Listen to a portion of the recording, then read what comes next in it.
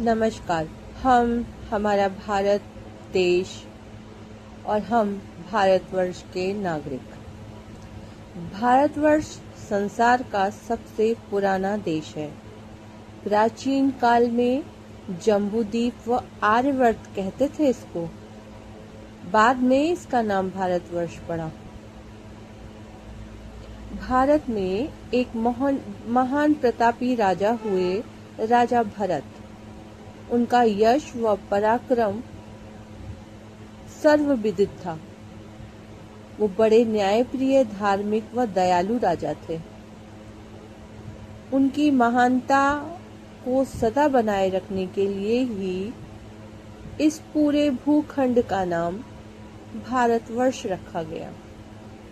राजा भरत से पहले भी भारत अपने स्थान पर ही था।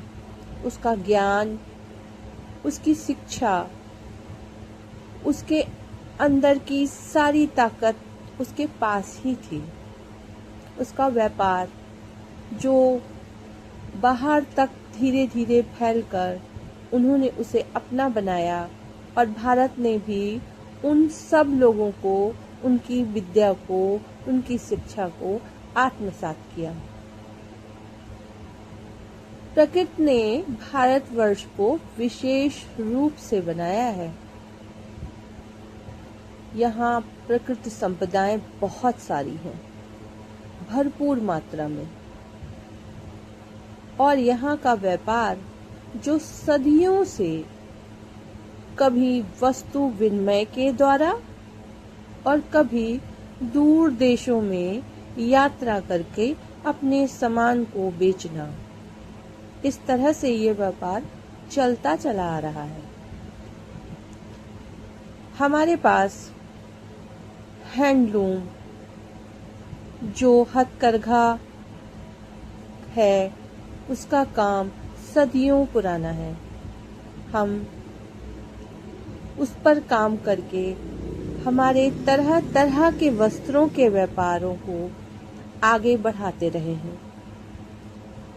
स्वदेशी आंदोलन में जब ब्रिटिश व्यापार को बहुत नुकसान पहुंचा, मैनचेस्टर के सूती वस्त्र उद्योगों को कुछ ही दिनों में स्वदेशी आंदोलन की वजह से करोड़ों रुपए का नुकसान हो गया, क्योंकि भारतीयों ने स्वदेशी अपनाओ का नारा आत्मसात कर लिया था।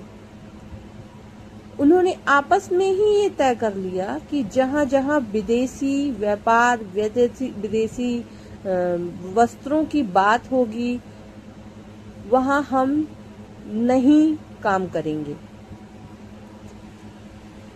अन्य उद्योग भी इस नुकसान की चपेट में आए थे, लेकिन देसी भारतीय उद्योगों को बढ़ावा मिल गया था। कई नए कारखाने लग गए थे।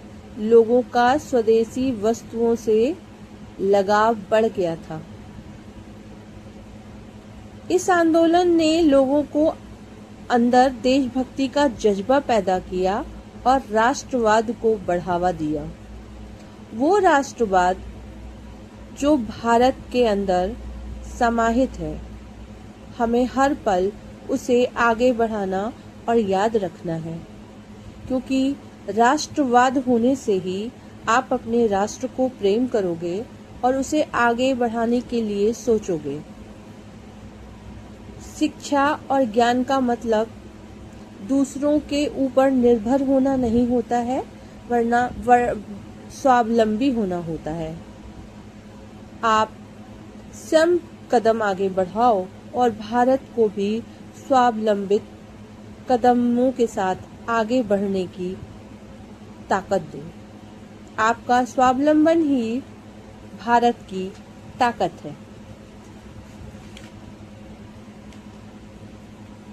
आपने देखा कि आगे चलकर स्वदेशी आंदोलन जो पूरे भारत में एक नई चेतना के साथ प्रकट हुआ और भारत के स्वतंत्रता संग्राम में बदला, जिससे भारत स्वतंत्र हुआ और आगे चलकर वो स्वावलंबी होने की राह में चल पड़ा।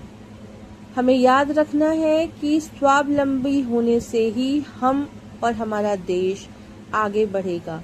हथकरघा और हैंडलूम हमारी अपनी ताकतें हैं। इसे आगे बढ़ाने के लिए सहयोग करें, अपने उद्योगों को सहयोग करें, अपने व्यापार को आगे बढ़ाएं, अपने ज्ञान और अपनी शिक्षा पर मजबूती के साथ गर्व करें और उसे मनन और चिंतन करें, जिससे भारतवर्ष मजबूत और स्वावलंबी बनेगा।